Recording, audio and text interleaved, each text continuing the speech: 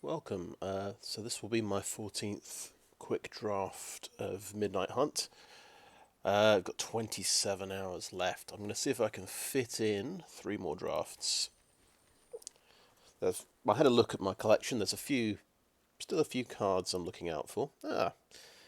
So this is my first pick in draft number 13. This will be my 4th copy of Ghoulcaller's Harvest. So we'll go ahead and grab that for the collection. I don't know if we want to play. We did play green-black based around this card yesterday. We went 3 and 3, so not too bad. And it's actually throwing some really good cards for the deck. There's Morbid Opportunist and Diagraph Rebirth. I got 2 Diagraph Rebirths yesterday, and it's pretty good. But I think I'd go for the Opportunist here. Mysterious Tome is also really good. What else? And we'll see if there's stuff that might wheel around that's good for green and black. I mean, there's Diagraph Horde. I don't think that will wheel around. Silver Bolt does tend to wheel, so that'll be a handy bit of removal to have. Let's see, Component Collector, start off the Zombies deck. Forager's Immolation's another removal spell.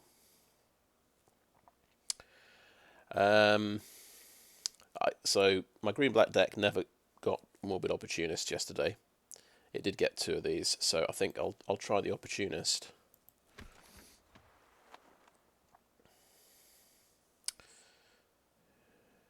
And of course, we're in the first 5 picks still, so we're looking for the best card for the deck. The best card in the pack. So we're gonna stay a little bit open. The Loyal Gryph is okay. Village Watch, Hasty Creature. So neither of these are powerful enough that I'd switch into these colours. Got a flyer there. Defenestrate is a solid removal spell. I had this yesterday, and of course, I had a problem dealing with flyers. You're probably supposed to pick Defenestrate, I would guess.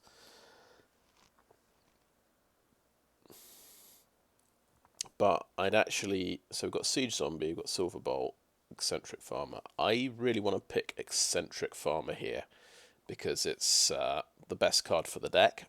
If I'm going to try green-black again, maybe technically you should go Defenestrate, but the deck yesterday had a problem with flyers, so I'm going to hold out for something that can kill the 4 toughness flyer. I think so obviously Plummet would fit the role, but that's sometimes they don't have flyers, of course. So we'll take the Farmer because I think it's absolutely fantastic. Okay, we have Bloodtithe Collector. Oh well, there you go. That is a big black flyer. That is an answer to other flyers, so that's pretty good. And they might have to discard a card as well. I think that's a good one.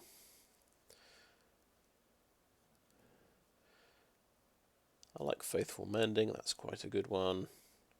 Got the Morkrut Behemoth, big creature. But I think I prefer having an answer to flyers, so we'll take the Bloodtithe Collector here. Oh, I really like Sunset Revelry. This is a really nice card.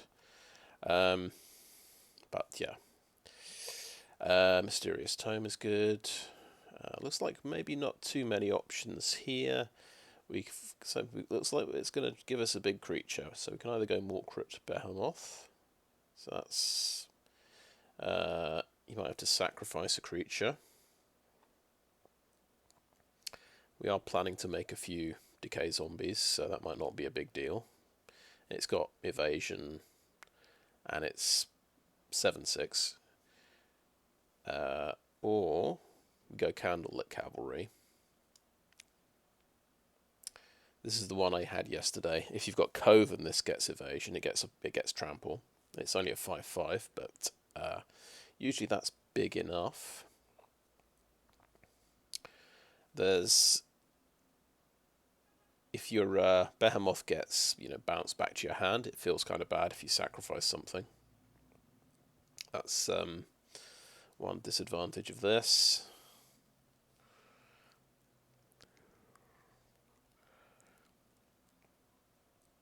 And there's a 2-drop here. You sort of wonder, do we want to dip straight into the 5 drops here and get... Because we've already got one 5-drop. You probably only play 2 5-drops in the deck, right?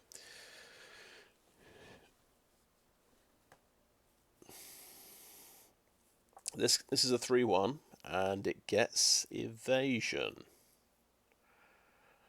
If you have Coven. Maybe this is good. Maybe just ignore the big creatures. I'm just going to assume I'm going to get another big creature later. You only need 2 5-drops, so actually should take the 2-drop here, I think. I've just talked myself into it. And it's a beta, 3/1. The only problem is there is that red cantrip that does 1 damage. But I don't think... I mean, I've run into it once or twice, but not that many people play it, I think. Right. I'm in Silver Key. We have Crawl from the Cellar. So, it's... this is potential card advantage because it's got flashback. You can pump up zombies. I don't think we got any zombies yet. No, we didn't. Apart from the decay zombies, you don't really want to pump up a decay zombie if you can help it. But I quite like this card, but I've just never picked it. I've never had a chance to use it. We'd have another Harvest-Tide Sentry. So that's pretty good. I mean, but I feel like I want to try Crawl from the Cellar.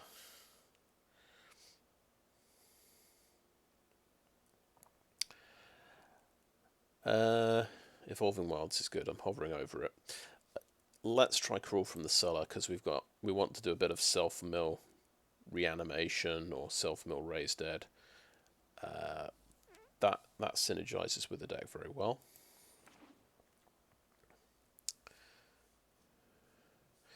Okay, No Way Out is pretty good. This is like an answer to big creatures, in a way. There's a Plummet. There's a Howl of the Hunt. Which I don't think that's very good. There's another Evolving Wilds. Maybe we should pick an Evolving Wilds here. I don't love No Way Out.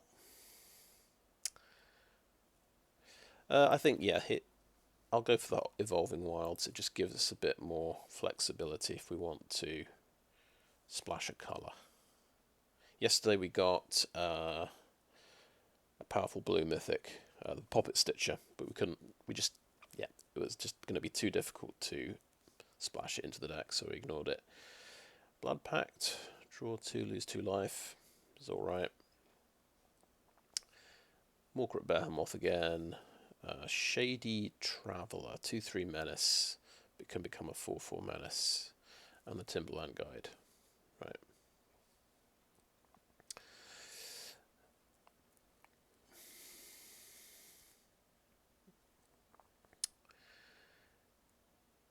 We never have enough 2-drops. That's my observation. We've only got 1 so far. I think Shady Traveller's quite good. But I don't know. I don't think Timberland Guide isn't that great. But if we are doing a little bit of covening, this is a coven helper. We'll take the Timberland Guide.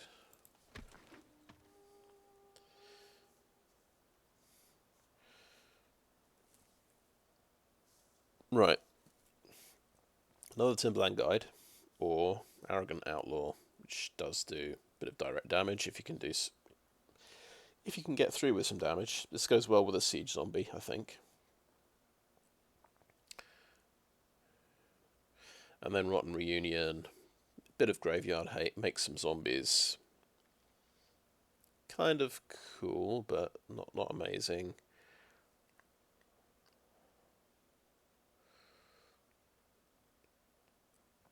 Yeah, let's go for the Outlaw.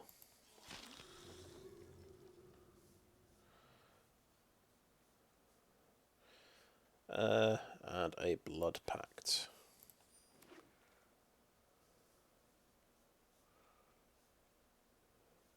Plummet. Can we get away with a Plummet main deck? Well, we'll see.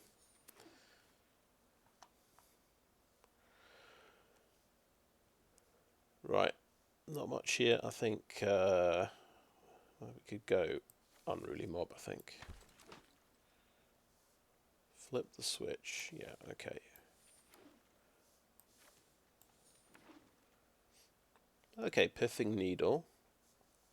We're taking for the collection. I think this gets me up to 4. Is it actually at all playable? Its activated abilities can't be activated unless the mana abilities. Right. I don't think that's going to be very useful. We'll see if we've got any activated abilities.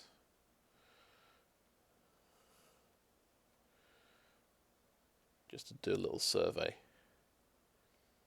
This is a trigger, so I guess it's not activated. That's a trigger as well. Yeah, Pithing Needle's not really going to work, so we'll just sideboard that. Right, so let's have a look at what we've got here. Dryad's Revival. This goes well in the deck. I might take this. I had a chance of getting one of these yesterday, and I sort of just passed it up.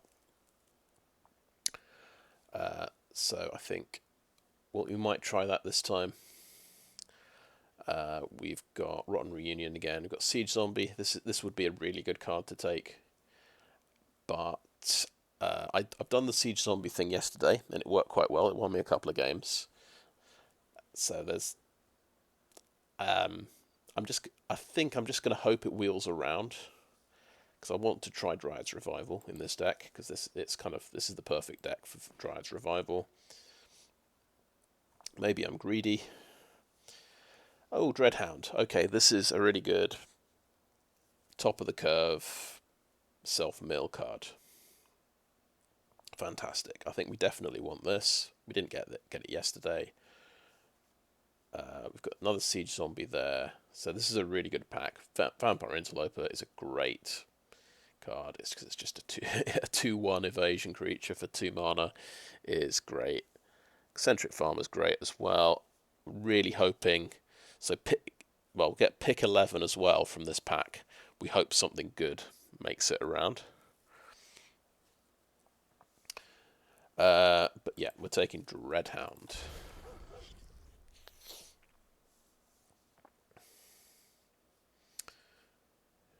Okay. This pack is less good.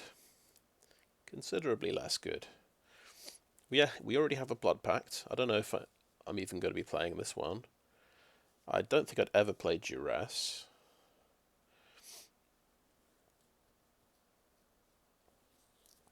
I don't think I'd splash for any of these cards, Castaway or Hungry for More. I think that by process of elimination, it's Snarling Wolf. A 1-drop.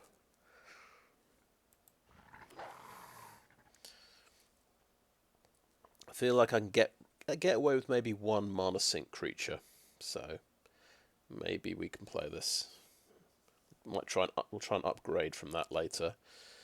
Now we have an answer to flyer, so we've got Bounding Wolf here. I think I like this quite a lot. I like it better than another Timberland Guide. I think we're kind of filling out the 3 slot a lot quicker than the 2 slot.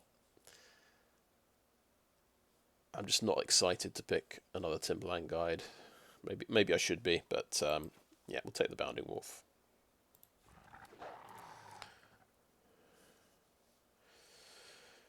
Siege Zombie. I think it's got to be Siege Zombie. yeah, Candlelit Cavalry's there, but we've already got two expensive things. I think we can have maybe one more in the deck if we want. But yeah, it's got to be Siege Zombie. Good 2-drop. Right, Necrosynthesis. Somebody played this against me yesterday.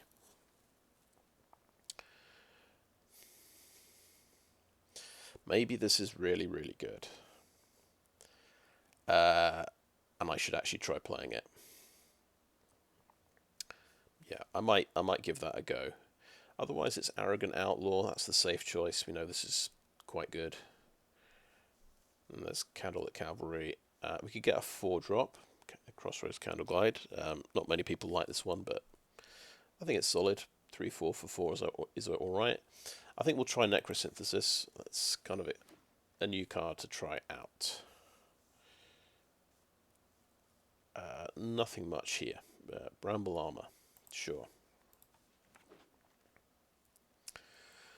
Right. Is it Duel for Dominance or just Silver Bolt? We've got... Did we get a Silver Bolt? No, we haven't got a Silver Bolt yet.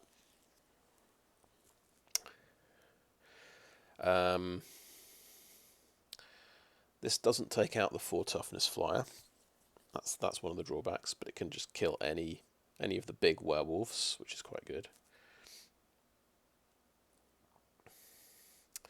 Duel for Dominance kind of is good because it's kind of a scaling removal card. But sometimes it's just going to be useless when you're behind. You don't have creatures. You don't have a decent sized creature.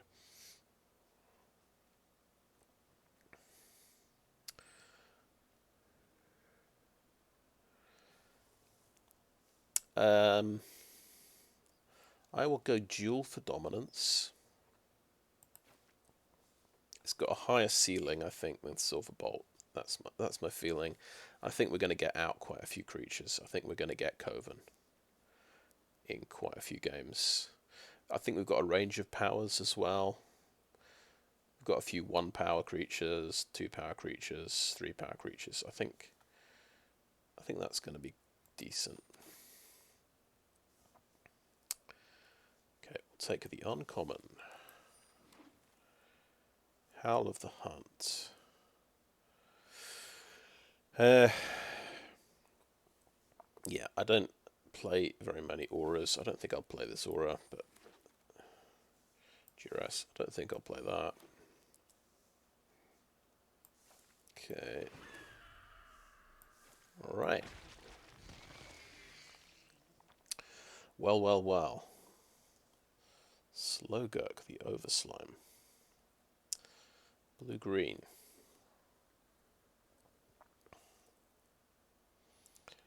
So this is a self-mill card. When we mill lands, this is getting bigger. Fantastic.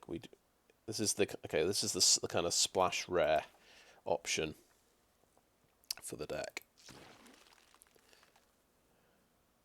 Slaughter Specialist. I'll take a 3/3 for 2 mana.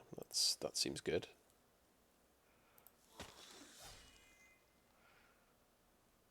Oh, that's nice. Look, it's giving me Infernal Grasp. Bloodtithe Collector. We've got one already. I don't think we want to fill out the 5 slot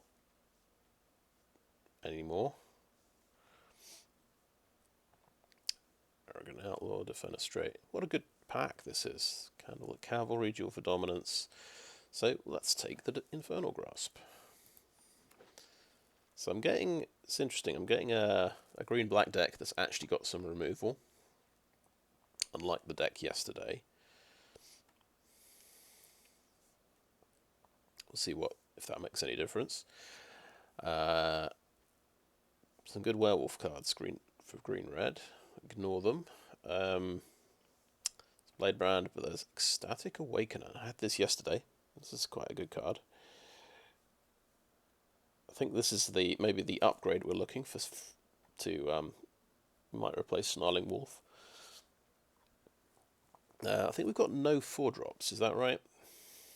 I think Dawnheart Rejuvenator could swing around. But I like the Awakener quite a lot. I don't think we need to take Blade Brand.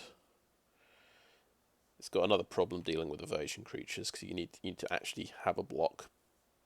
So it's good against big creatures. This one. Oh, Corpse Cobble. Corpse Cobble. Do we splash for Corpse Cobble? There's another removal spell, another Duel for Dominance, Timberland Guide. How are we doing on 2-drops here? So we've got, 22 cards for the deck. Yeah, it's quite nice picking up Slaughter Specialist. There's a few cards I can't see myself ever playing. I don't think I'd ever play Bramble Armor.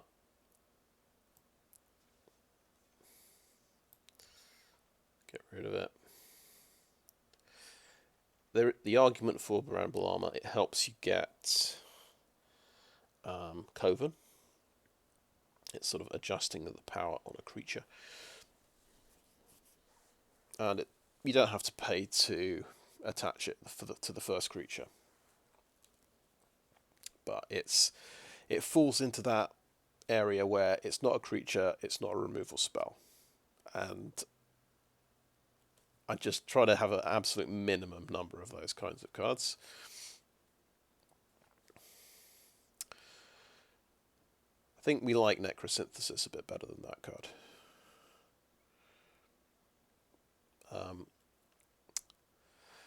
We probably don't play Plummet main deck.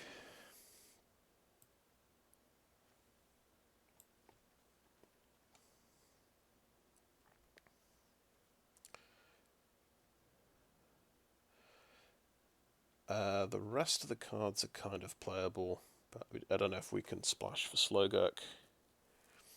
But look at all the 3-drops and 2-drops. There's no 4-drops. We've got a 5 and a 6. Yeah, we're trying to decide, are we splashing for Corpse Cobble, which is a great card,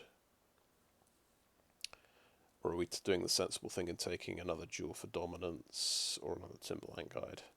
I think we were counting our 2-drop creatures here. 1, 2, 3, 4. 4 2-drop creatures. I feel like maybe we can get away with 4 creatures. I'm going to swing for the fences. I'm going to pick the Corpse Cobble. Probably can't splash for it, but it's worth a try. Ghoulish Procession, that's good. That's something you can do on turn 2 as well. There's another Siege Zombie. This won me 2 games yesterday. I don't know if I can just ignore that and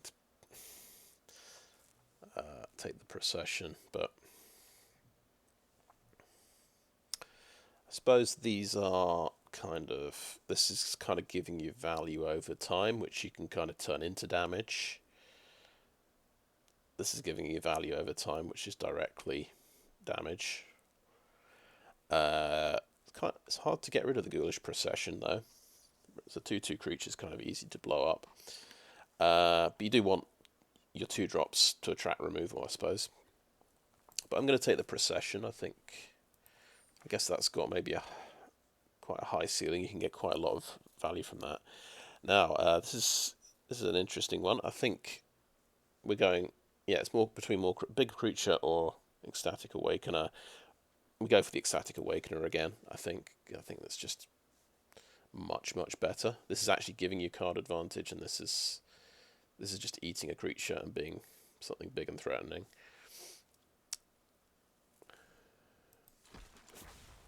I think we can officially drop Snarling Wolf. I think it's replaced.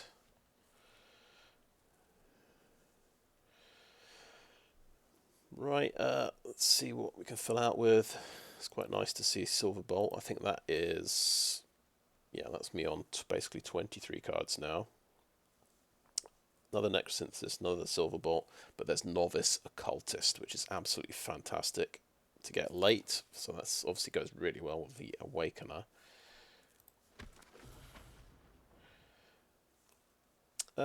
Cool. Yeah, Bounding Wolf. This is the answer to flyers I want to play in my deck rather than Plummet. So another one of those is good. Yeah, a bit of emergency mana fixing. See if we can play our splash cards. I think Pestilent Wolf, emergency 2-drop, if we think we need it. Another Plummet. Dread Knight. Okay. We never got a 4-drop, did we? But never mind. I'm not going to worry too much about it.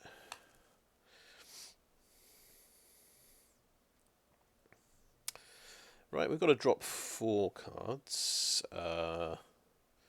We can keep it simple and just cut the splash cards.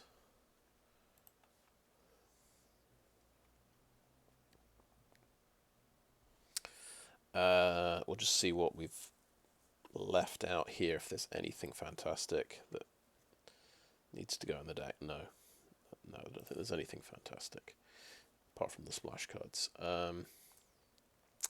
Right, if we're not splashing, we can drop Jack-o'-lantern. That's a simple cut, and then we only need to cut 1 card. That's pretty nice. That's easy. It should be easy.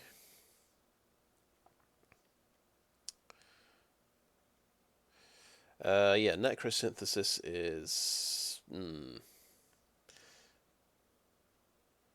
potentially not good, but I think maybe we need to be brave and actually play it.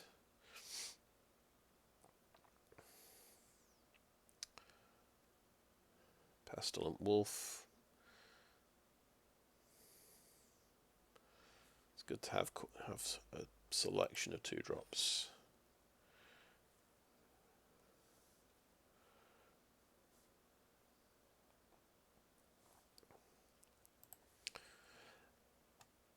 Yeah, I think we're going low to the ground and aggressive here.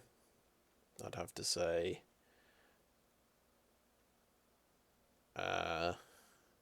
And my feeling is we drop the Blood Pact.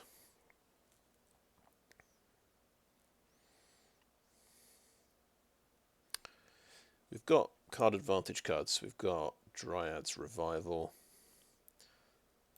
So we'll drop the Blood Pact.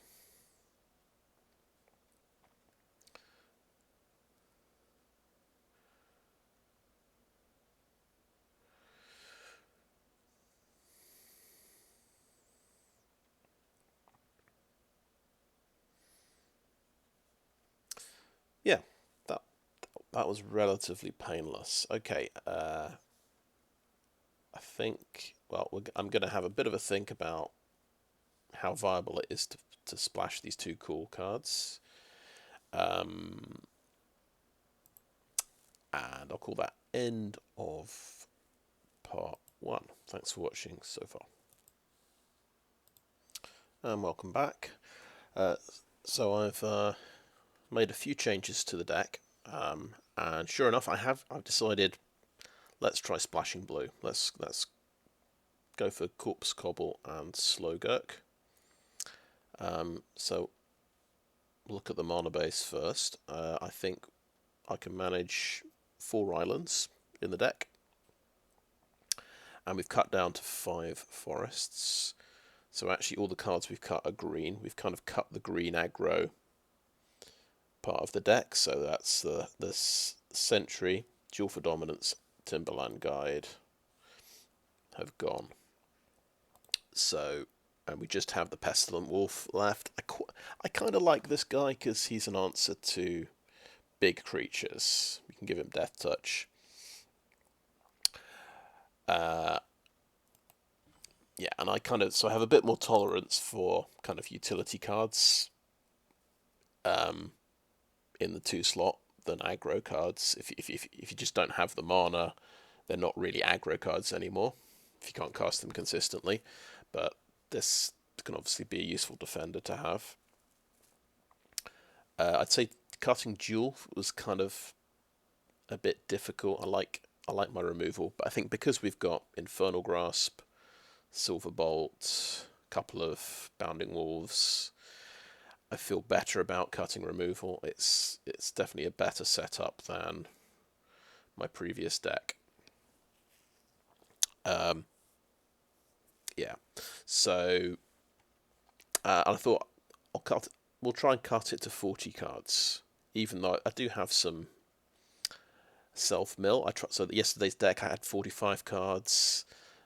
I don't think I was ever close to running out of cards. That did have a bit more self-mill. This has got the Farmer and the Dreadhound.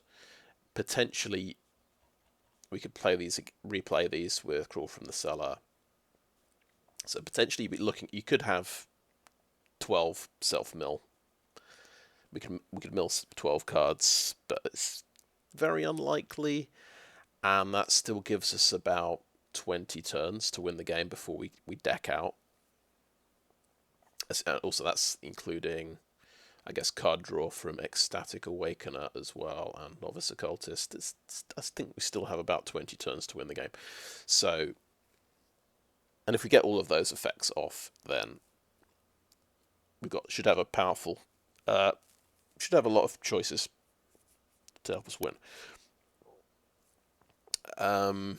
One concern, right? Slogurk is kind of an aggro card. 3/3 trample for 3 mana. So there's an argument, do you really want to splash for Slogurk? He should really be, he's more of a Simic card in a 2-color Simic deck that's just, an aggro card that comes out turn 3, and then you support him afterwards with self-mill like Eccentric Farmers and things. I think there's an argument for that, but I'm kind of just excited to play this card and try him out. And we're kind of, I think the fact that we've got Jack-o'-lantern, maybe this is the difference today. We've got a Jack-o'-lantern and we've got Evolving Wilds. I think that pushes us over the top a little bit. I think yesterday we just had 1 mana fixer, the 4 mana creature that gives you mana. 2 mana fixers maybe is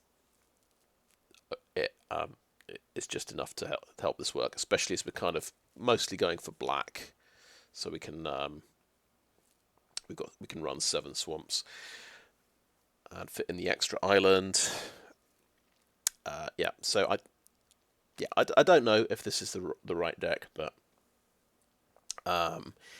if this goes very badly, if we go 0-2, let's say, we might just switch to the 2-color deck and see how that goes.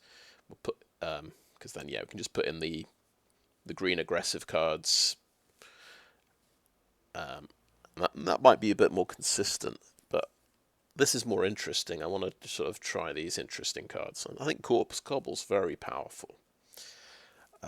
Probably this is more powerful than the Slogurk, I would say, especially for this deck. But obviously I want to try out Slogurk and see how we get on with that. The one worry is, we've only got 14 creatures. I guess we've got cards that make creatures. Ghoulcaller's Harvest. Corpse Cobble doesn't really make creatures, but it kind of converts creatures converts decay zombies into something more useful. This is a Raise Dead card. Necrosynthesis can dig for a card if the creature dies. Ghoulish Procession makes decay zombies. So we've got creature makers, I suppose.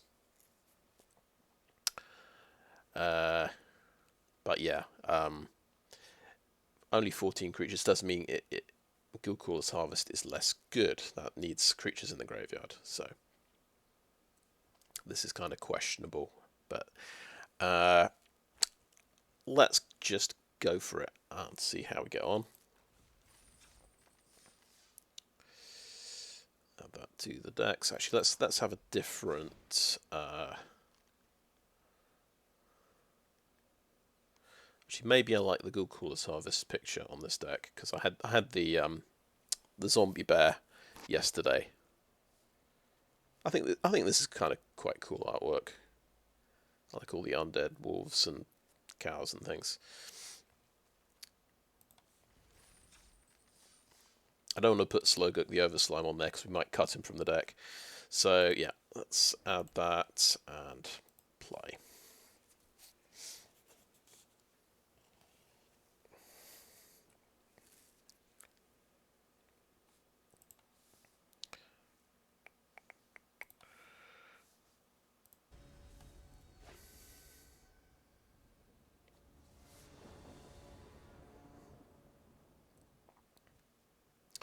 Okay, we've got black, we've got green.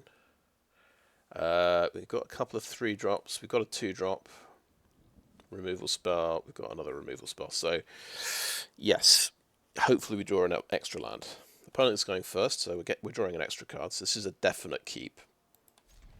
It's another chance to draw that 3rd land. It's another 2-drop. That's nice.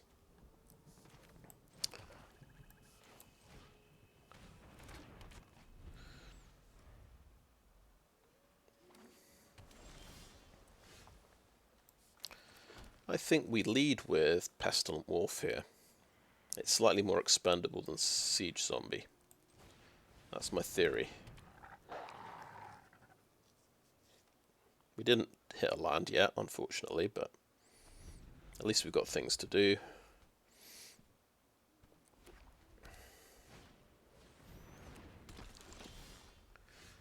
Okay.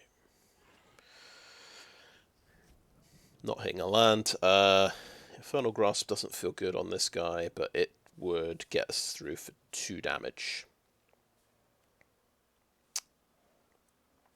But this guy can get Death Touch, of course. I think we just swing with a wolf.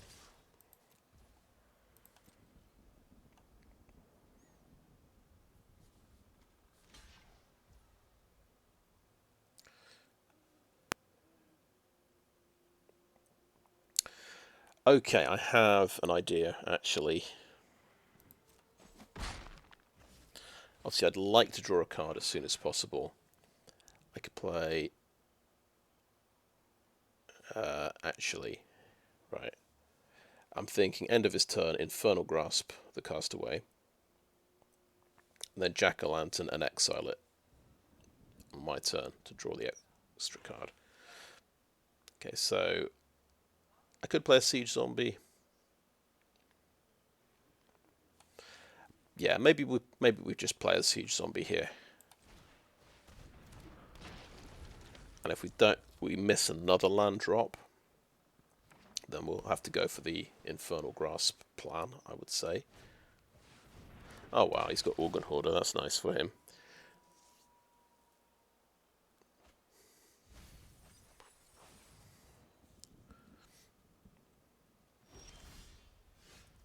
Okay, that'll be a no.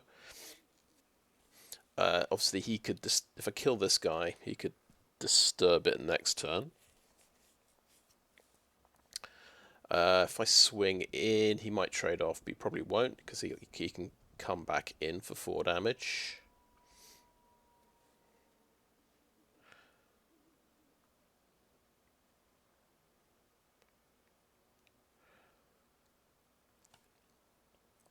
I think I will... But I could play Ecstatic Awakener and Jack-o'-lantern.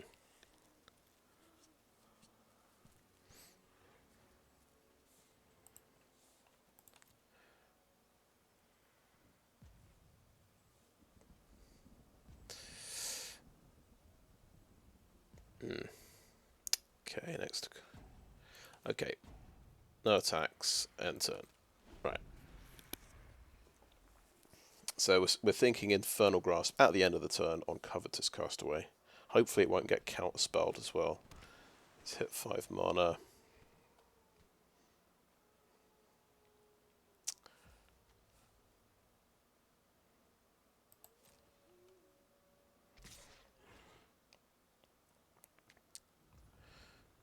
Okay, so block with Pestilent Wolf here, I think.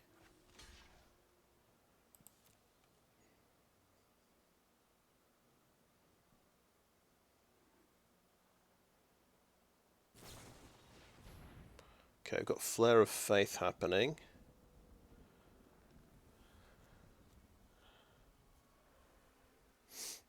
To make him a 5/4. I'll try an Infernal Grasp in response. Okay, that doesn't feel too bad. Just thinking, there isn't really much... There aren't actual blue-white animation spells. Nice. He's had so much card draw. Doesn't seem fair. But even though there's no reanimation spells, I think, yeah, not hitting a land there is horrendous. So we'll Jack-o'-lantern, take out the Organ Hoarder, just on the off chance. Oh my god. Right, so I think we're on the back foot. Let's not attack.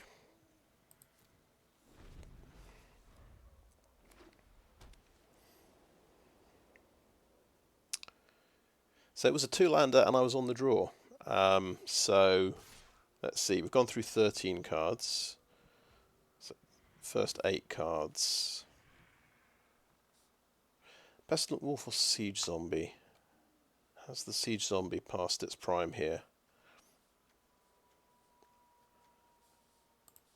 I think we'll trade with the Wolf. Okay.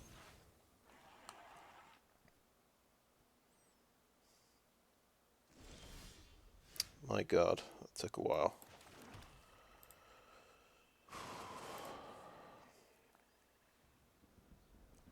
Okay.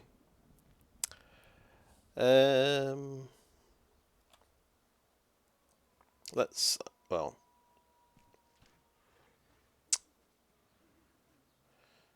Two Ecstatic Awakeners. If we're swinging for the fences here, we play Morbid Opportunist now.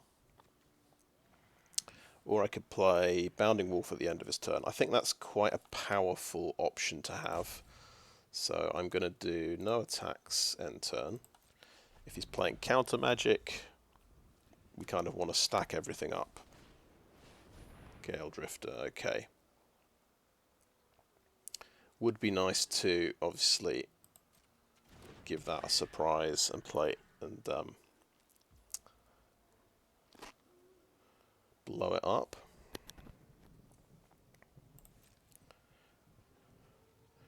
But we're in a tight spot here. We've got to like make the most of every point of mana. We could Silver Bolt it now. Then he's got 4 mana. So we'll I think play the Bounding Wolf now. See if it gets countered. We just don't really have the options. Play a Morbid Opportunist. So no counter spells, which is nice. No attacks, and end the turn.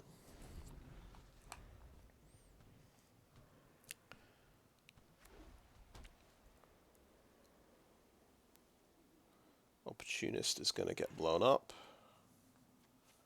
Actually, Crawl from the Cellar. We actually have a zombie in play to make the most of. Do we tap everything to do him a point of damage? Because then the Covetous Castaway can get in.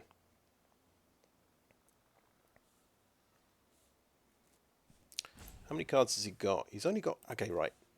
This is big. He's got 4 cards in the graveyard, right? Don't tap it in response. It shouldn't get tapped, right? It's only 4 cards. Yes. That's very satisfying. This is the advantage of counting.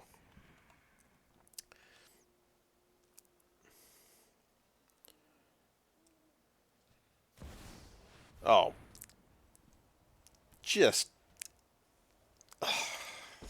absolutely disgusting.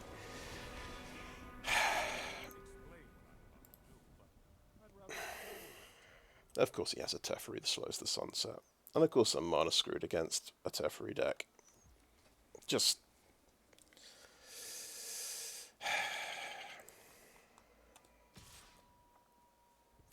Right.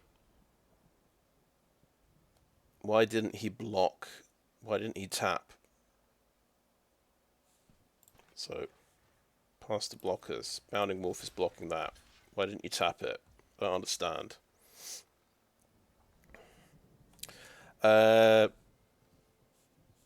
Yeah, he forgot. So, we'll tap like that. This doesn't do anything when things are tapped, like stop them doing damage or something. That would be very embarrassing. I'll draw a card. That's worked out rather well for me, and that's another land. That's what we want to see. He's got one card left. What could it be for 2 mana? Yeah, he gets, of course, the classic Planeswalker card advantage with this. That's probably the best option for him.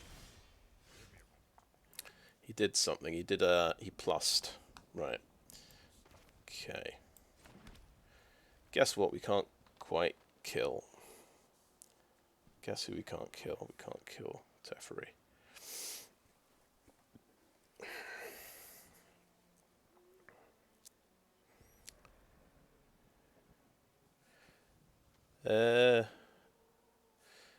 Right, little problem that we don't really want to kill Covetous Castaway.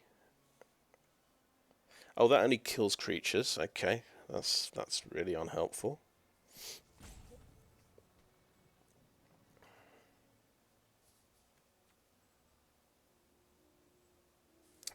Yeah, we got to think a little bit here.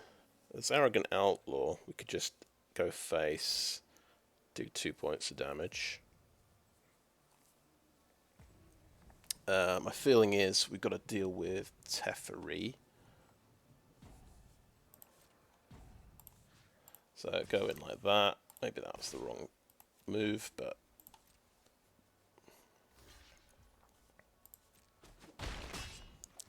So since we made this kind of play, I think I'll play Ecstatic Awakener and Novice Occultist. Oh yeah, we could crawl from the cellar. We could use that for black mana. We won't do that. We won't do that. I've got to watch my timeouts. So I've got 2 timeouts left, and there's a lot of decisions to make here, and I'm going to end up spending a lot of time, I think. This becomes a 3/4 flyer, which I might just not be able to deal with.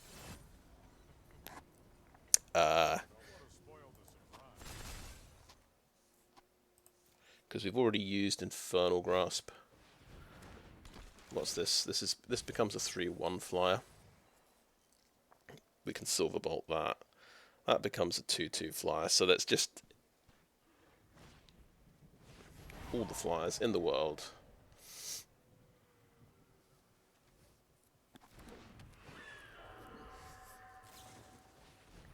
And Faithful Mending to just refill his hand. Oh, isn't that nice for him?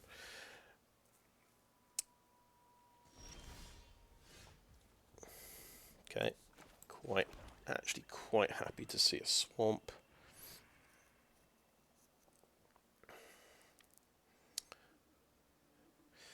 Right, so he's tapped everything out. Obviously, what happens here if I attack with a big creature?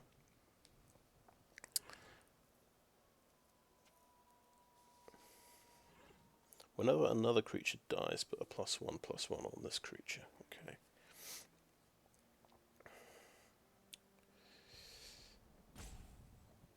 Right. We're going to have a big problem with the Covetous Castaway creature, but we've already got a big problem with Teferi. I think Necrosynthesis on the Awakener, I quite like the idea of.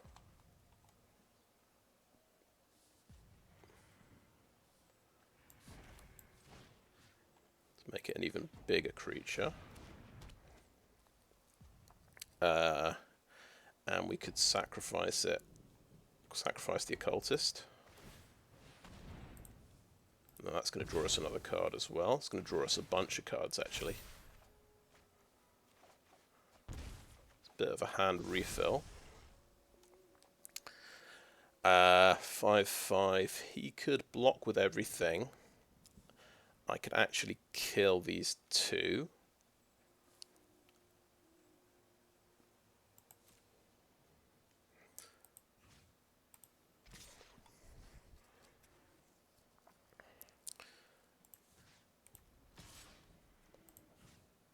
He could kill my Opportunist with these two, and I wouldn't be able to return fire. So I think attack Teferi with these two.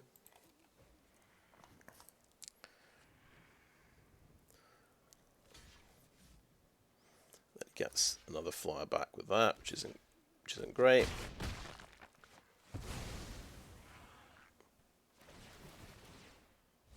But we get a pretty huge creature. We'll see if he gets an answer to it.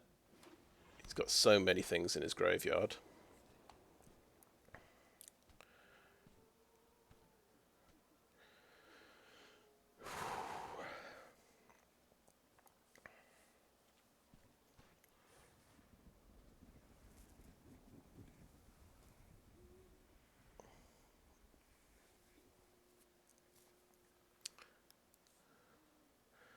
In fact, yeah, he doesn't have an answer to it yet, but he can kind of dig for answers. He's got Secrets of the Key, can draw a card that can look at the top of the deck. This cannot block. That can block. Can shuffle answers back into his deck here. So I'm thinking Silver Bolt on the Whale Drifter.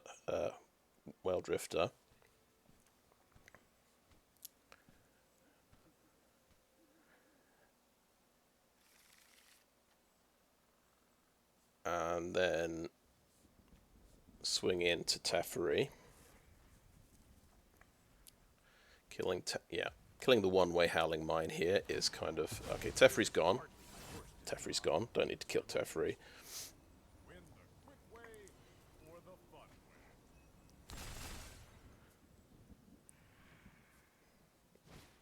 He got locked in the cemetery. Nice, okay. So, yeah, he found his answer with a little help from Teferi.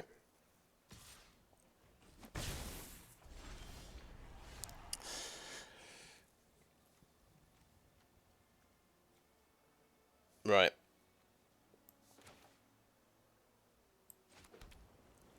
Okay, so what we can do is we can dig for an answer as well. This is a total of 4 mana for Ecstatic Awakener and Sacrifice, isn't it? So I can't afford to do a Silver Bolt, and I'm looking at 8 damage next turn.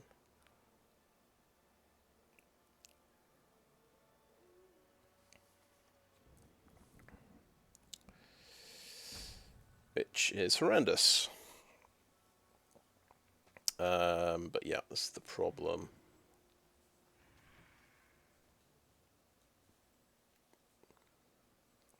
If we want to slow the clock down...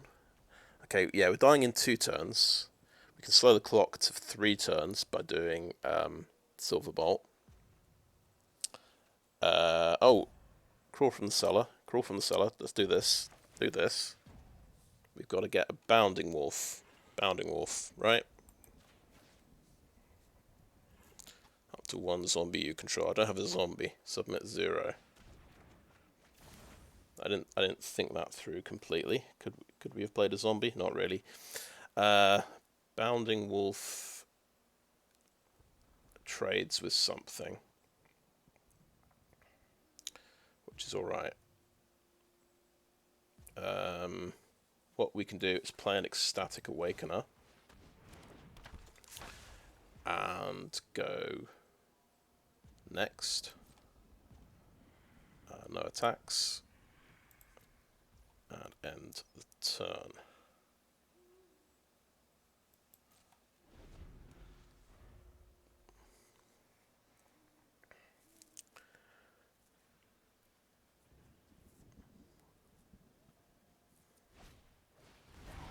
Another flyer. Okay.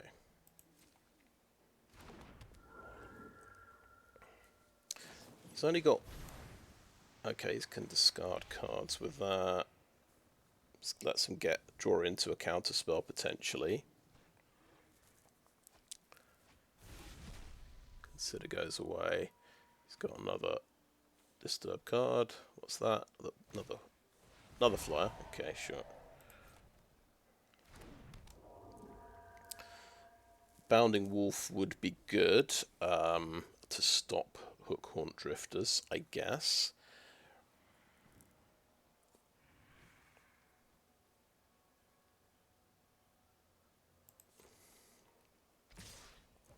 Okay.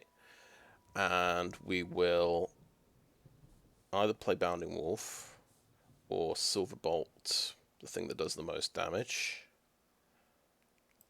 That's Silverbolt, the thing that does the most damage, which is the Soulkeeper.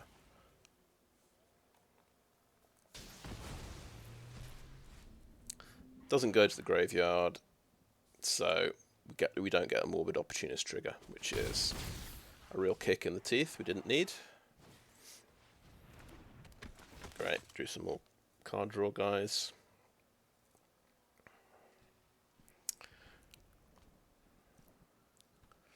I suppose this is the nightmare for my deck, just an all-flyers deck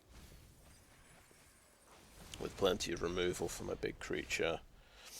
Right, I think another land is what we need in play, if I remember correctly, because we need 3 for the Bounding Wolf.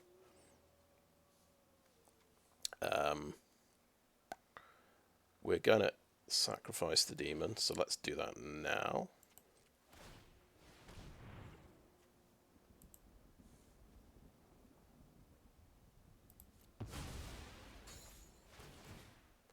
Got a Necrosynthesis for some kind of...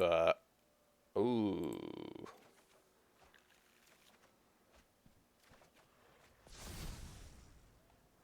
Sweet. We still don't have enough mana to actually... 4, 5, 6... Slogurk the Overslime, he doesn't affect the board enough, unfortunately. I think we're just swinging in with Awoken Demon here because we just need one blocker.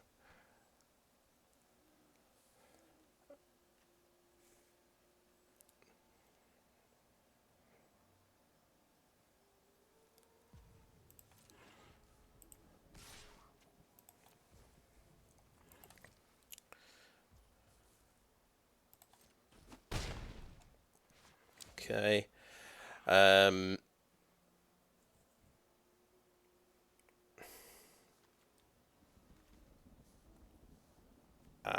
because we don't want to discard anything, we'll just play the Bounding Wolf now. Hope for the best.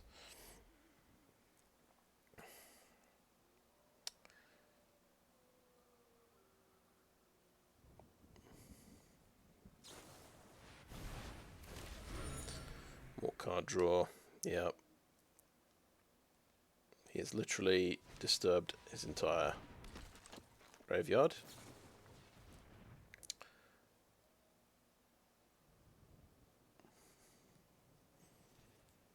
Can we afford to pay 2 life to Infernal Grasp his big flyer? Is a good question.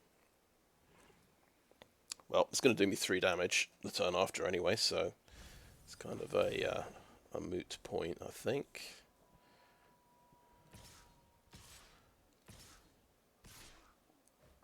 We're looking at 7 damage getting through. Bounding Wolf can eat one of these, right? And then we'll take 6 damage. And then still be available to block next turn and trade off for the Drifter. Going to 4 life, that will be on 2 life. I think this works. I should probably think it through a bit more, but I think it works. We don't draw a card off the Opportunist because this gets exiled. Remember, he's got 2 creatures on the ground he can attack with, so I might need to be careful. I think I need as much mana as possible, so let's... and probably black mana at that.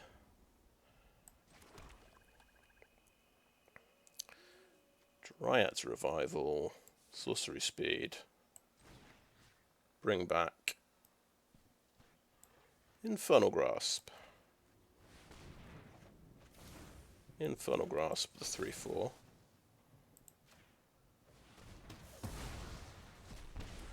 Oh boy, and what do we got left? What else can we do?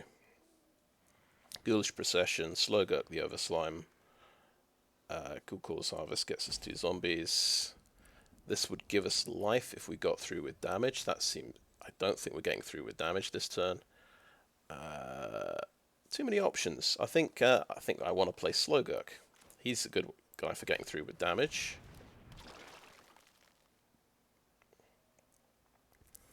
So no attacks. No attacks.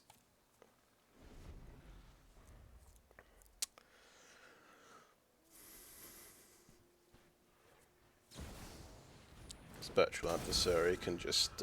so he's got another flyer, and this is the mythic one, which can phase everything out. The blue-white deck this guy got. Spectral Adversary.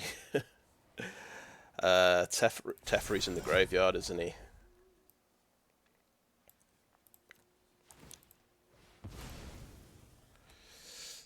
At least we got to play Slogurk. Stop the most damage we can, but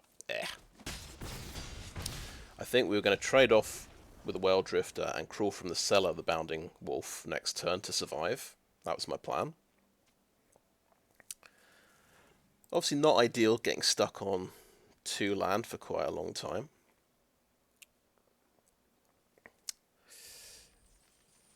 But interesting, we nearly had it. We nearly had him.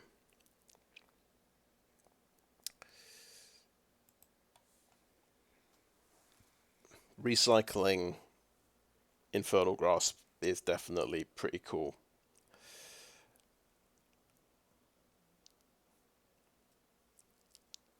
I knew there's a good reason I want to get any card back from a graveyard. But yeah, still, that was a good game of Magic.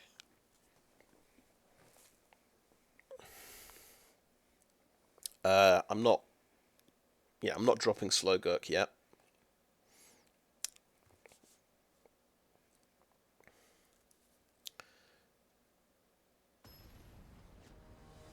And I had to use that Infernal Grasp early to beat one of his combat tricks. Right, I didn't have to use it. So this is where we don't draw any green. And we don't have any... We have an Aura, we have a Corpse Cobble. We've got Ghoulcaller's Harvest, and we've got a green creature. This is a terrible, terrible hand. It's my own fault, because, yeah, I do have a lot of cards that depend on creatures and graveyard. So, these are all payoff cards. These are both payoff cards, right? We've got a mulligan. I think we've got a mulligan. Try and get something better. Okay, we've got green. We can get a swamp with that. Yeah, looks okay to me. We can't play the turn 1 Ecstatic Awakener. We keep 6. You go first. We'll keep 6. Okay, what do we do here? Morbid Opportunist is great. I think Awakener is great, and Ghoulish Procession is great. This gives us blue mana.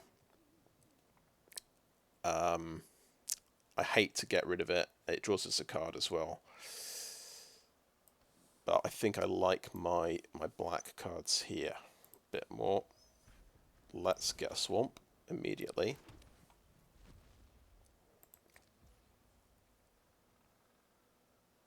Let's get them. Let's keep them thinking and guessing.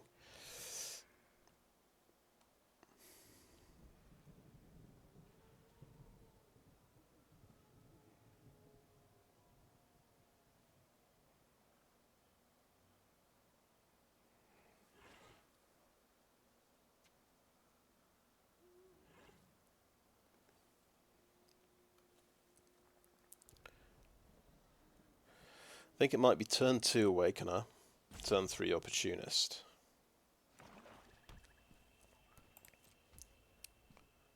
Okay, don't hit my turn yet. We need to look for a swamp. We want one of those.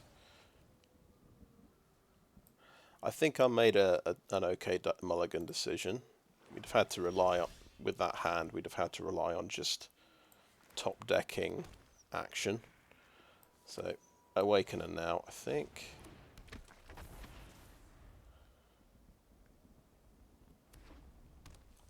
Okay, black-red, so probably vampires. Morbid Opportunist. Should get blown up.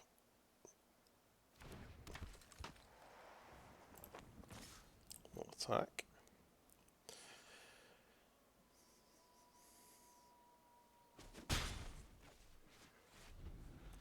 This is an instant sacrifice effect.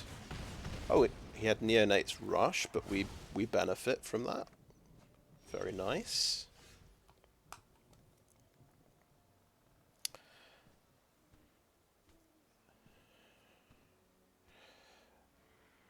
How about Slaughter Specialist? Seems like a good top deck.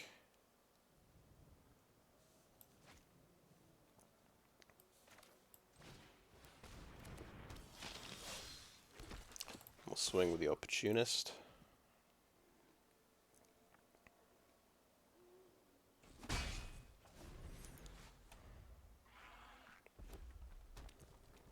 It's good because it's something he wants to kill now with a 3 damage spell.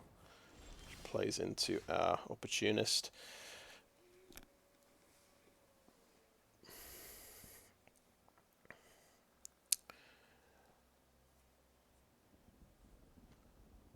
How about Infernal Grasp, Flame Channeler? Draw a card, put a token on Slaughter Specialist. It seems...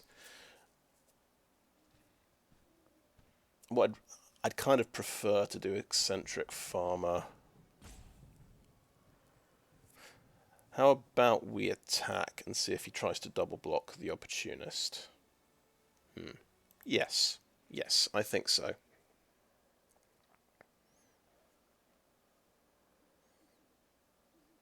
I think we have quite a handy advantage on the board here.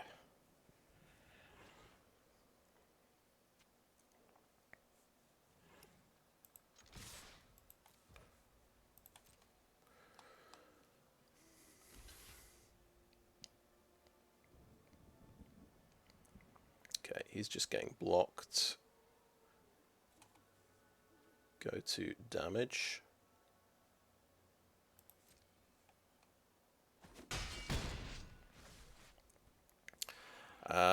And let's do the thing I want to do, which is Eccentric Farmer and try and get our land back. We've got the... we do have Evolving Wilds to get back. Alright, Midnight Ambush. Fair enough. So this can get us an island, so I think I will do that on balance. Yeah, this guy, it only works with other creatures. So, yeah, never mind. We'll end the turn there, and we'll just keep him in suspense about which land we're going to get. Oh, Purifying Dragon, okay. Maybe I'm glad I didn't use Infernal Grasp that turn.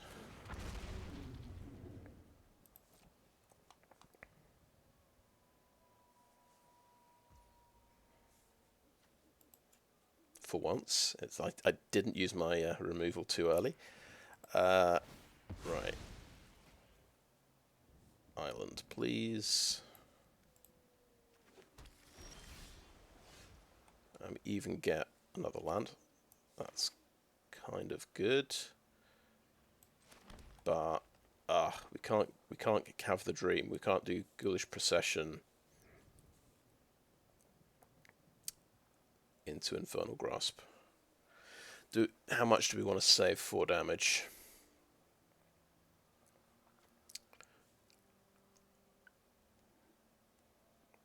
I think we want to save 4 damage quite a lot. Let's just kill this now. Slaughter Specialist will get bigger. And I think we'll... do we want to slam in with both creatures? Keep Eccentric Farmer back, maybe.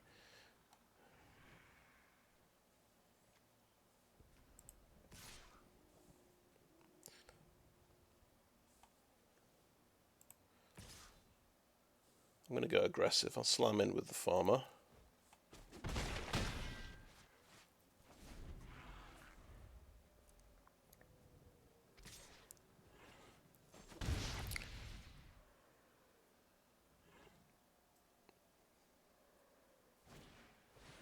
That's a big creature. Okay. Respect.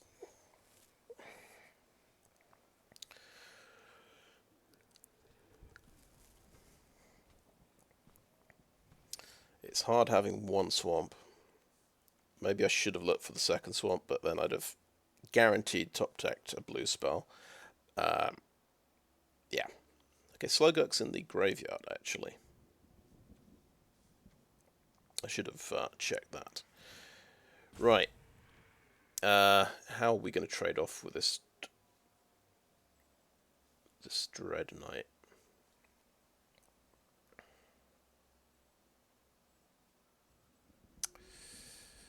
We could do Ghoulish Procession, we could do Siege Zombie. I think none of them quite work.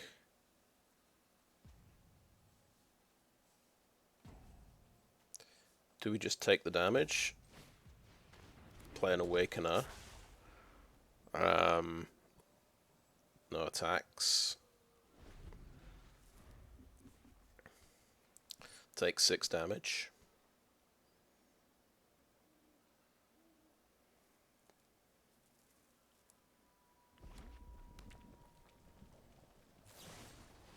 He has another Neonate's Rush for Ecstatic Awakener. Okay.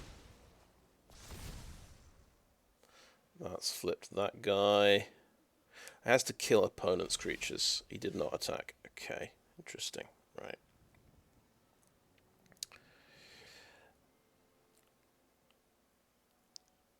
Because I can double block, I guess. I will play another island. I will play a Ghoulish Procession now. Feels a bit late, but this is when these are the choices when you've only got 1 black mana.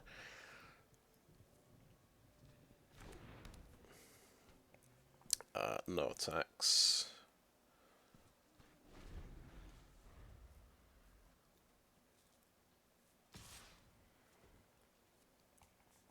No blocks. We can take 6.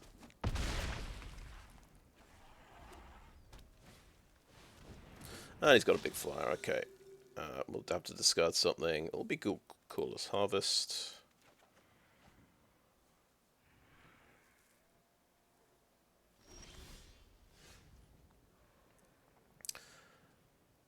Love to do him some damage.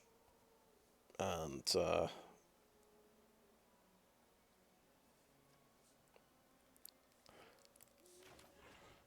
but I don't think that's going to be possible today.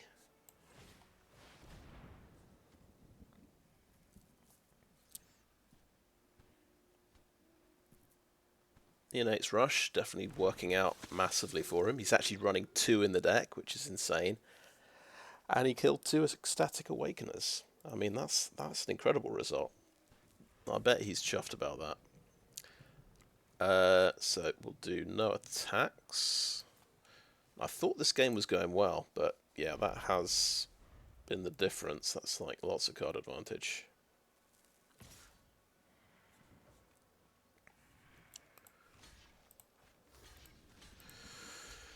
Right. If he has the 5 damage spell, he might have the 5 damage spell. I can still kill the Dread Knight. Obviously, this leaves the Collector up, but I think we have no choice but to do 3 blockers like this. He might have... And yeah, if he's got 2 instant removal spells, then sure. Okay, he's killed Slaughter Specialist. He has his 3rd Neonate's Rush, because of course he has.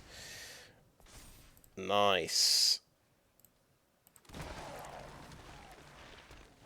Best card in the draft, in Midnight Hunt draft, Neonate's draft. Yeah.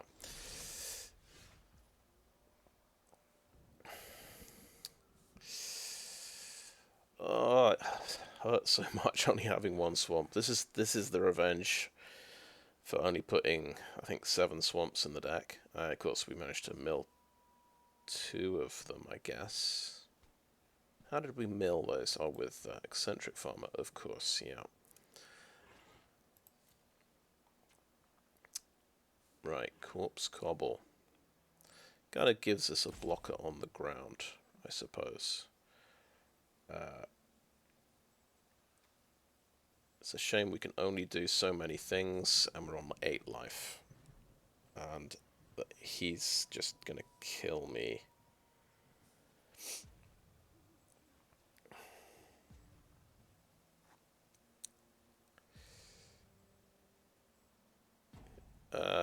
Ghoulcaller's Harvest. See, I'm running out of time.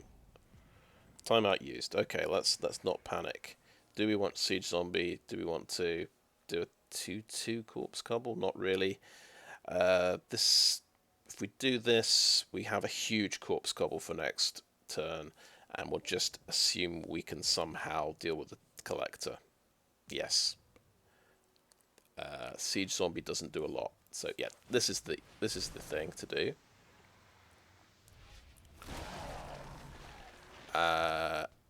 No attacks. Yeah, Bloodtithe Collector is just chomping. I fear, but he can attack with everything now.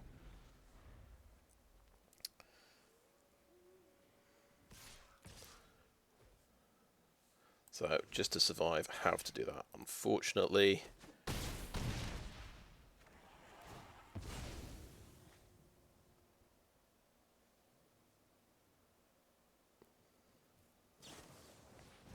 Sacred Fire, and then reuse Sacred Fire. Okay, good game. Arrogant Outlaw. Okay, nice. So we don't quite... Well, we had to mulligan there, didn't we? The first hand, I believe. Because there was no... It was, yeah, blue and black lands. No early action. It was all payoff cards. I thought, let's make a smart decision and mulligan this. Second hand was a little bit better with early action. I think so. I think it was a good mulligan choice. I was stuck on 1 swamp the entire game, and that hurt me. I could not double spell because all my spells are black, basically. I made a critical decision to look for the island, just on the off chance I'd need it later. I did draw Corpse Cobble eventually. Maybe the second swamp would have been better. And just rely on drawing one of the 4 islands, you know, if I need it. Because I could have started double spelling, and I could have got the tempo back a little bit and done more of my spells. But it did come down to a big flyer, I think, doing quite a lot of the work. There was a big creature on the ground, wasn't there? The Mounted Dread Knight. Yeah, 3 Neonates Rush, all getting kills as well, is insane.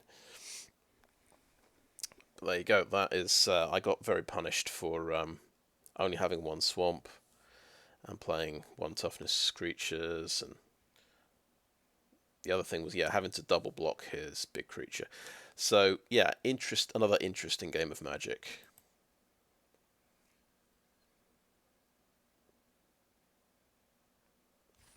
We've had 2 quite challenging sort of mana situations, I would say.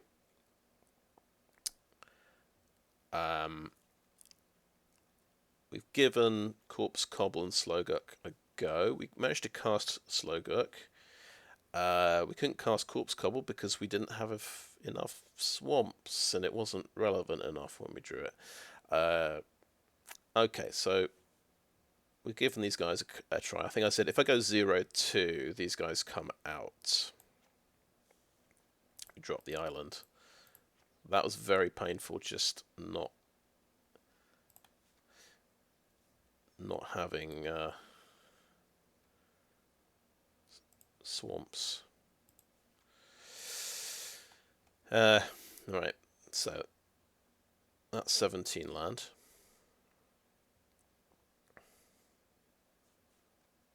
Isn't it? Yeah, that's 17 land. Did I make a huge mistake? I think my maths was a bit off there. Was it not? Oh no, we haven't cut Jack-o'-lantern. No, it was 17 land. Okay. I was thinking, oh god, did I go down to 16 land? No wonder.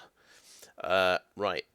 Okay, there's our mana base, and we're putting our aggressive green cards back in. We get another removal card. We get to play a beta. And we'll get the kind of useful Timberland guide.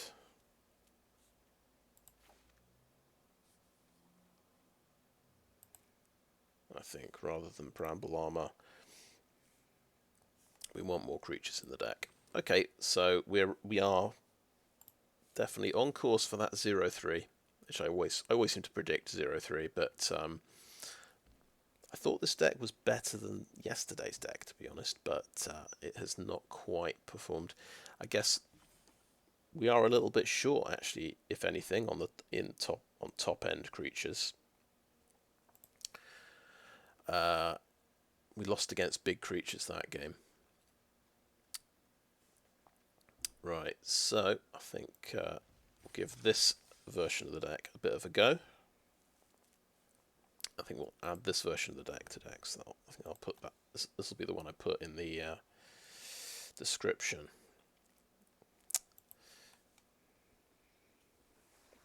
I mean, I thought I predicted probably the last two or three decks I thought would be 0-3, but yeah, this feels like it's got more answers to flyers than the one yesterday.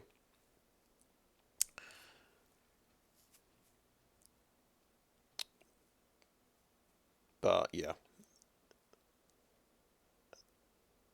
trying to splash third colour, I guess, is probably hurting the consistency a bit there. Certainly, you saw in the last game, if one of those islands was a swamp, I'd have had a slightly easier time.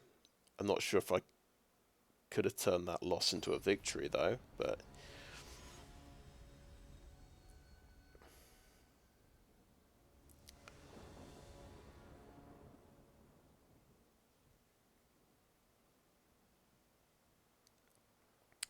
I think I played against two quite strong decks. I mean, the first deck was incredibly strong, and the second deck, it just kind of countered my deck with the Neonates Rush. He got big card advantage. 2-for-1s all over the place.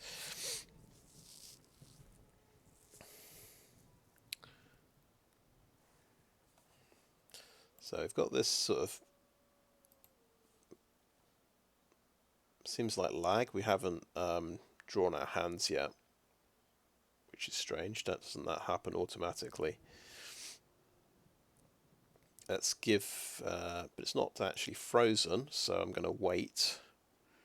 I don't want to get penalised for sort of leaving the game and trying to rejoin.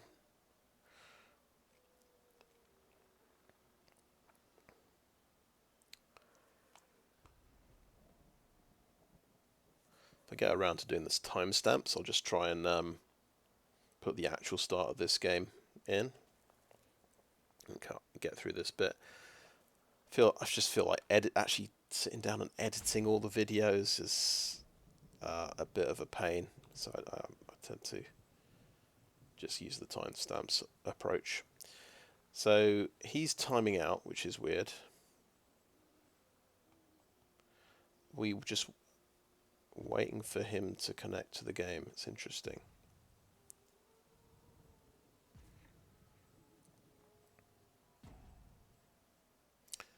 I hope he's not seeing Okay, right. They've kept a hand of 7.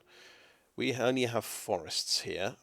We've got a great black opening hand. We've got a beta in green, which could be okay. We could top deck a swamp. Opponent's going first. Not mulliganing feels quite high risk here. Just not hitting that swamp is a problem. On balance, let's do a sensible mulligan. Okay, we've got the forest. We can actually send 1 land back. Yeah, keep 6.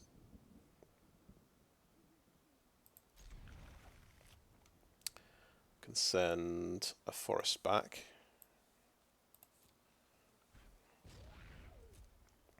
It's not too great, this hand, to be honest.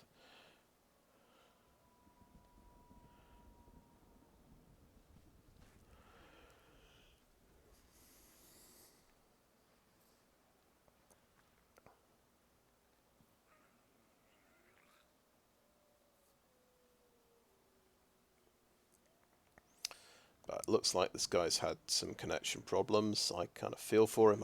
I've been there as well. The game just sort of, for me, it freezes sometimes, and it just does nothing. You have to quit the client and log back in as quickly as possible.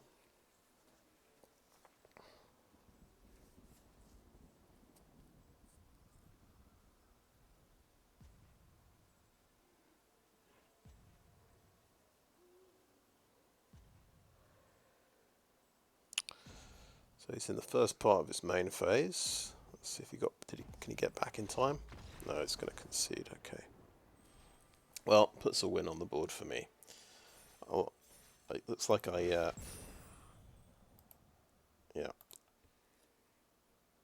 Take him where I can get him.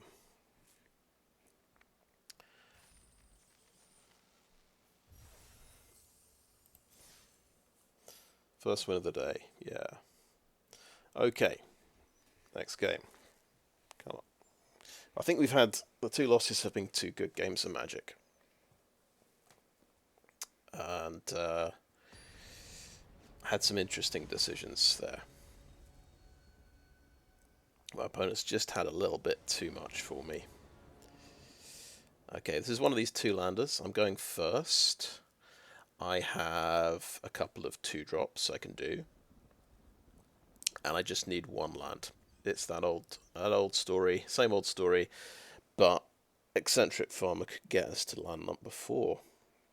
It's just a tempting carrot to keep this hand. Let's keep 7. This is where I get paranoid, thinking, did I accidentally go down to 16 land? What's going on? No, I'm pretty sure I've got 17 land.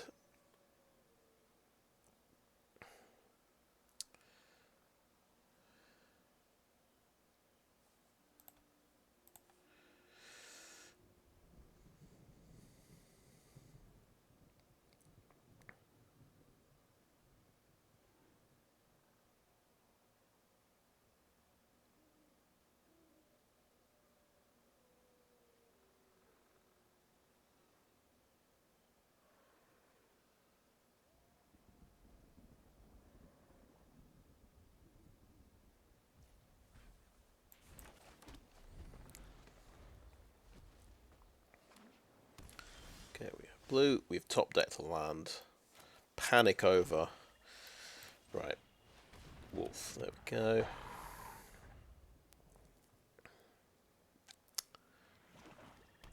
It's blue-black. Oh, it's a Vengeful Strangler.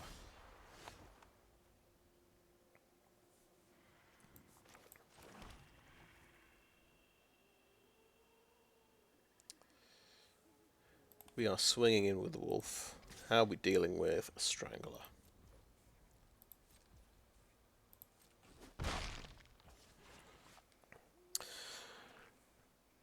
Right, so this will be in the upkeep when you have to make the decision. I'm thinking... so I will need a Ghoulish Procession out to get value. So I think I'm going to do the Ghoulish Procession.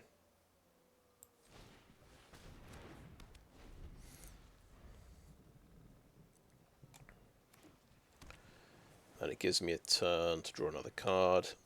See if I get a land drop, see if I want to play Farmer or Wolf.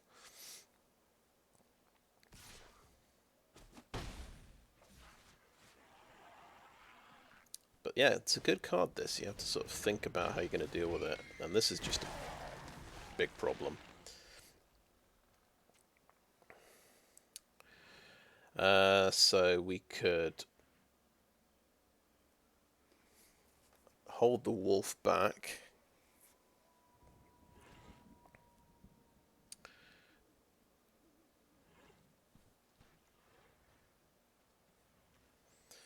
Yeah, if the wolf trades with the strangler, that's not a big deal. The strangler just lands, doesn't land on anything, so no attacks and end turn, I think.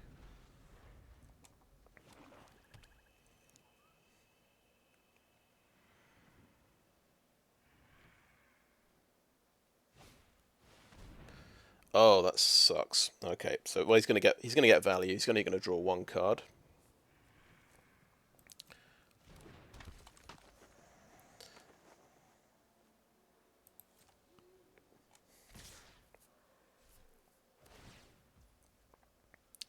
Interesting. Well, we'll Bounding Wolf. Obviously, he's going to draw a card anyway from his zombies, so that's actually worked out not too bad for me.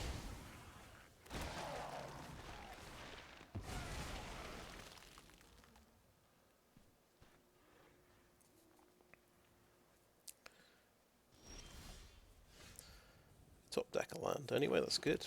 We've actually got our top end we've drawn. We've only got 2 top end cards. We're going to look for that land. There's a land. Hey, there's an Evolving Wilds. The advantage of this is it digs a land out of our deck. The advantage of this guarantees us getting Bloodtithe Collector next turn. So I think, and we're not splashing blue anymore, so we just go for the forest here. We want to draw a 6th land as well, so we don't necessarily want to cut on land from the deck.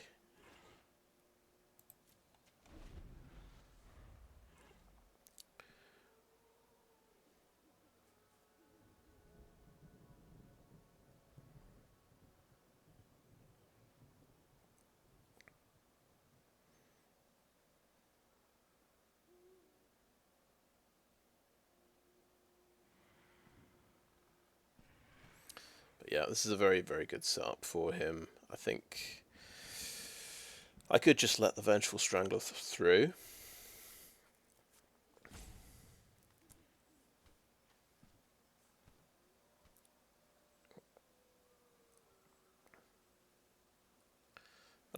I'm not particularly a big fan of taking 2 damage every round.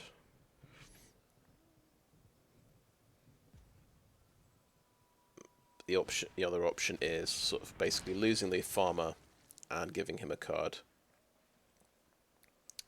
which isn't very nice either.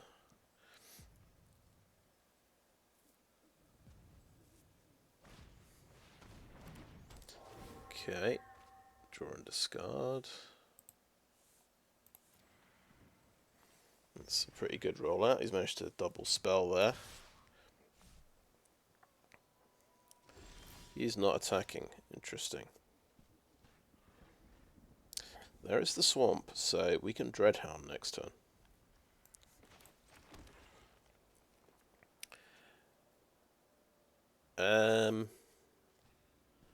I just want to attack, I think.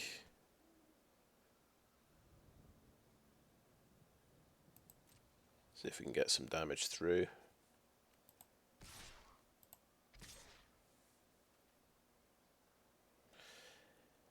He can chump block and draw, of course, off his Opportunist.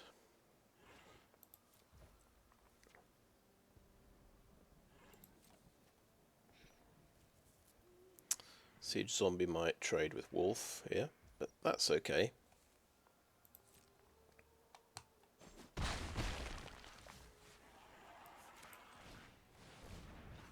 Make him lose a card.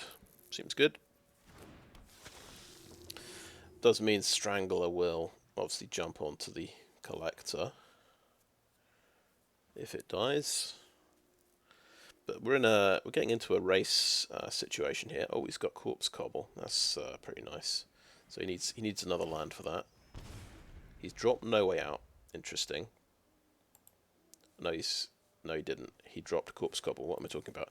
Yeah, No Way Out got discarded for some reason because of Shipwreck.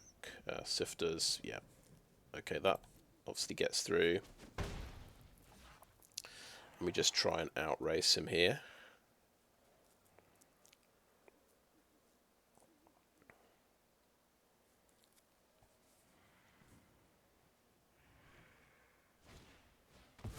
He's got Eaten Alive. Nice, okay. And that's going to take out another of my creatures, and he's going to draw a card. That's pretty sweet for him. Found a good sacrifice outlet.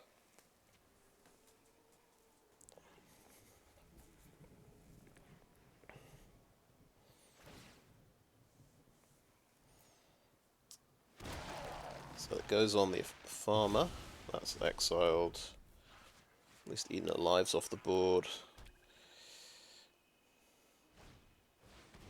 Organ Hoarder, oh my goodness. So lots of lovely card advantage cards he's got.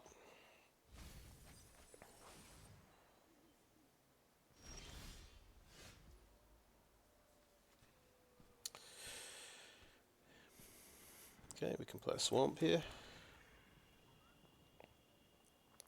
Do we want to hold back a blocker for a 3-power creature? I think possibly we do, but we do have Dreadhound as well.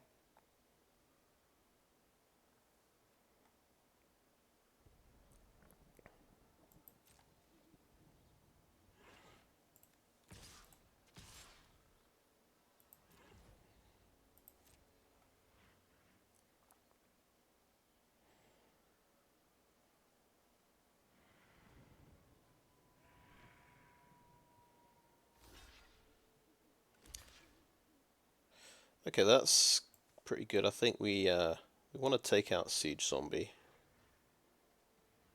Sifters do get to 2/3 when he Corpse Cobbles.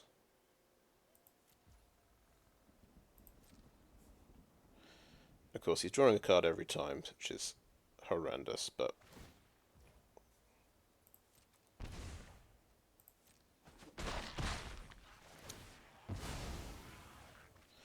we are building up zombies steadily, and we're going to go for a Dreadhound. Try and do some direct damage to him. Oh, there goes the Infernal Grasp. Still, let's sacrifice the farmer.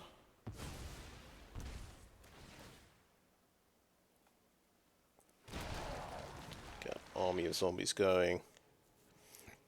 Now we can Dryad's Revival, Infernal Grasp, the Opportunist, which is pretty good. But he's just refilled his hand nicely. And he can make a big creature with Corpse Cobble as well. 5/5 so far. Does that get to 6/6? Okay, right. Why do I not want to block? Because he's got Death Touch, I believe. I think that's the reason. He's got the Death Touch card. I can afford to not block here. And he gets to draw a card with Morbid Opportunist, even if I kill it. Okay, there's a Delver. I think he's got to be pretty lucky to get... I had Silver Bolt, okay.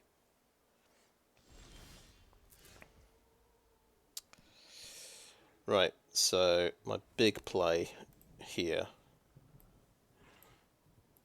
Dryad's Revival for Infernal Grasp.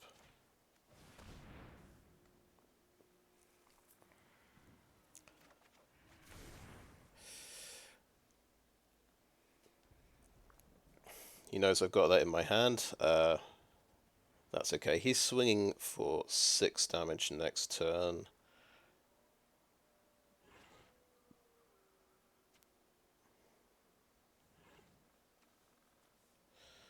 But 6 plus 8 is 14 damage. If he just blocks this, it's 8 damage. Right, Infernal Grasp. Let's just give this some thought, because that's taking me down to 6 life, and he's got 6 attackers. That's potentially turning into a 3-3. It's all adding up.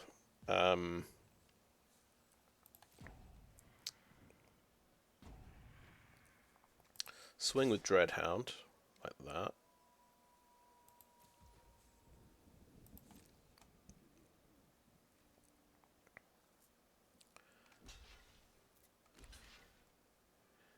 Okay. We want to kill the Opportunist here. Right. I don't believe he has...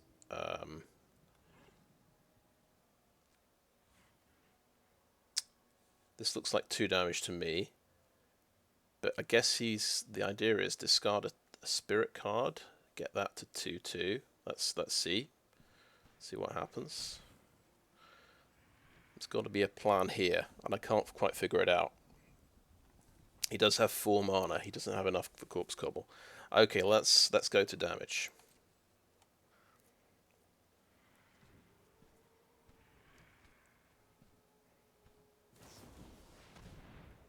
Okay, it's getting -5 till end of turn. Nice. Okay, there's nothing I can do about that. Infernal Grasp. Yeah, so you had instant removal. Congratulations, you had another instant removal thing.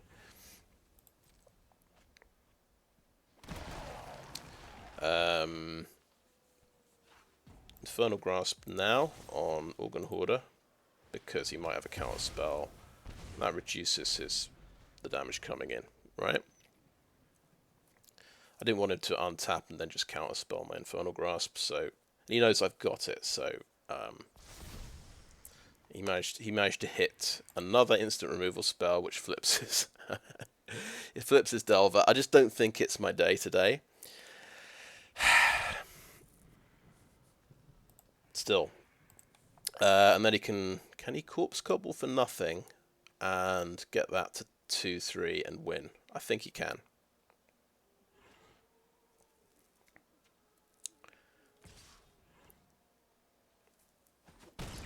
Okay, looks like I get another turn, maybe. Digraph Horde, okay, I guess Dryad's Revival's out of the question now.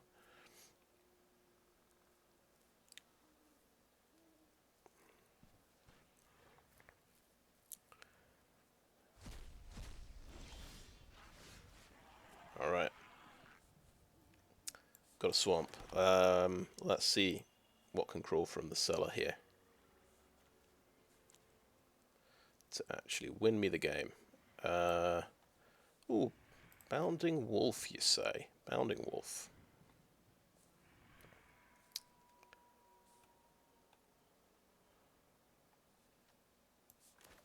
Yes, Bounding Wolf.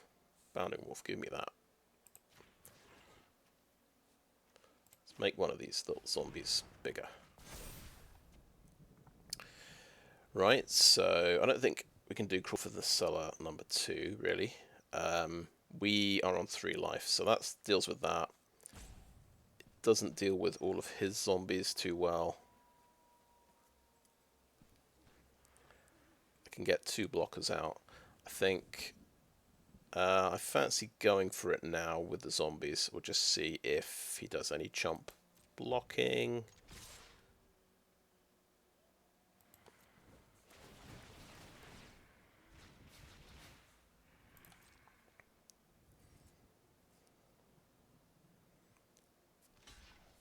think the problem with Novice Occultist, we actually lose a life point when it dies, which could be important.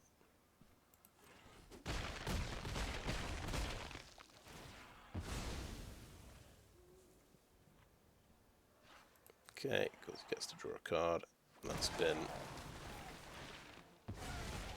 pretty huge for him.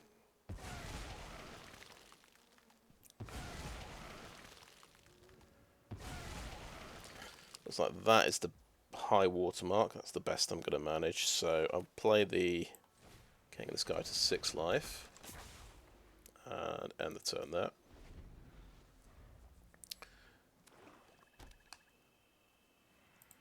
There's just, this deck is full of gas. I mean, wow.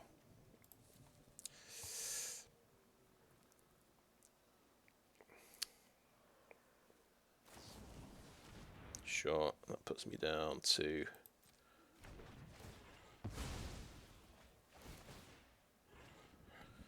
two. Hey, we drew another Pounding Wolf. That would be good if I had the mana for it. I'd probably still be dead though, but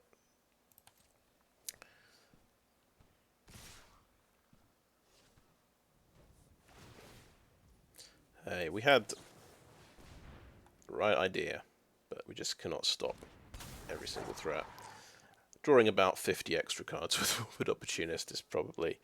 Apparently, okay, he's only he's on 14, I'm on 18. Apparently he only drew 4 extra cards with it, but apparently that can be enough.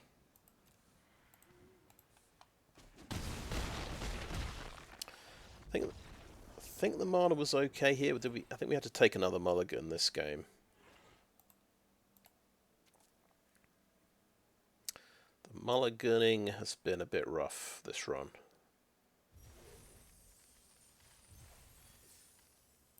But for the first 2 games, we were trying to splash blue. So maybe that's on us. We got a free win because somebody disconnected, and then we lost a third one. So it's not been the most successful deck. But let's have a look at it anyway. We tried green-black yesterday as well. That deck didn't have anything to stop flyers, and it went 3-3 though.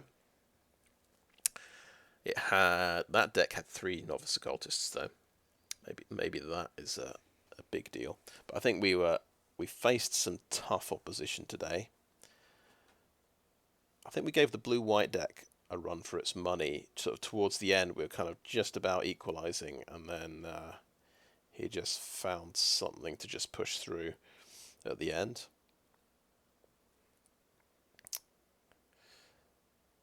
That deck, yeah, that game wasn't too close because he drew his Morbid Opportunist, and I did not have an answer to it.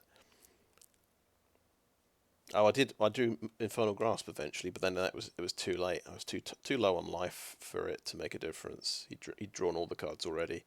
Yeah, I got the Dryad's Revival to bring it back, of course.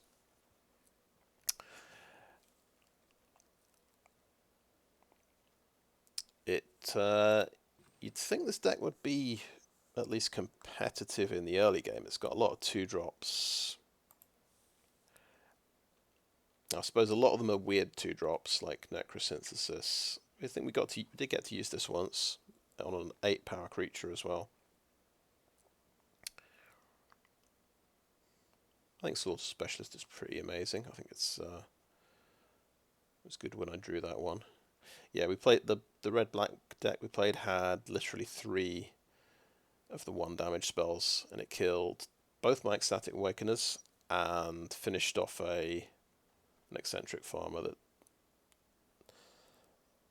that went down to 1 after I had to double block his the 5/6 mounted Red Knight. It's right there. Actually, had to double block that. Yeah, it was a 6/5 trample actually. Yeah, I think maybe we were kind of holding our own in the early game, but we didn't have much late game, I guess. these two guys.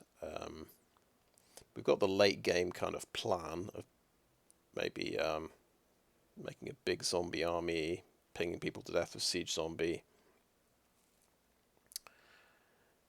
drawing lots of cards with Morbid Opportunist, I suppose. Bringing back our stuff with Crawl from the Cellar. So I think there's and also Dryad's Revival. We had some late game plans there, but didn't quite come together. I think felt like maybe a bit of a removal gap and an evasion gap in the first game.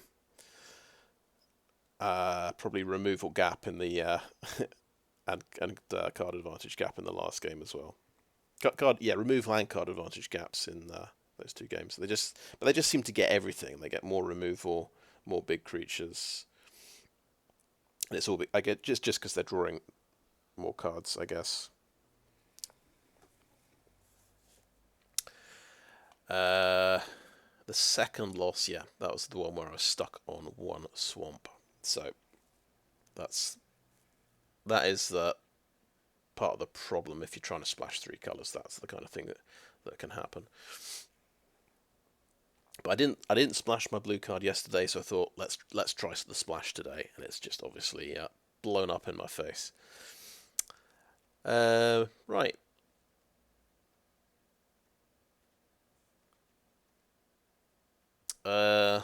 Ghoulish Procession. Is this good? I would often get this in my opening hand, and I didn't want to play it on turn 2.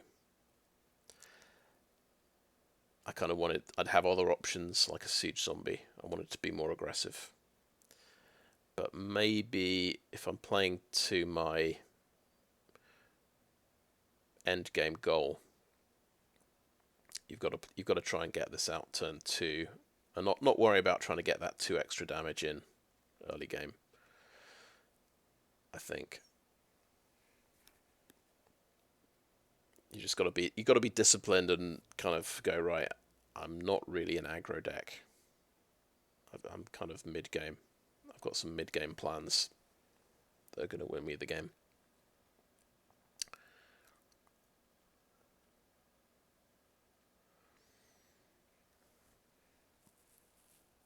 But I've now got 4 copies of Ghoulcaller's Harvest, so I think I just ignore this card from now on. If it comes up, it's I had a better run with this yesterday. I had one game where it summoned 4 zombies 2 turns in a row. So that's the absolute sort of peak performance. I mean, you're not going to get 7 or 8 creatures in your graveyard very often. We were lacking a bit of self-mill today, so we're down to 1 farmer and the Dreadhound. Yesterday we had 2 farmers and tapping at the window, I think. So not a big difference. Helps a lot if you can get the 1 mana mushroom, I think. I think that rounds out the deck pretty well.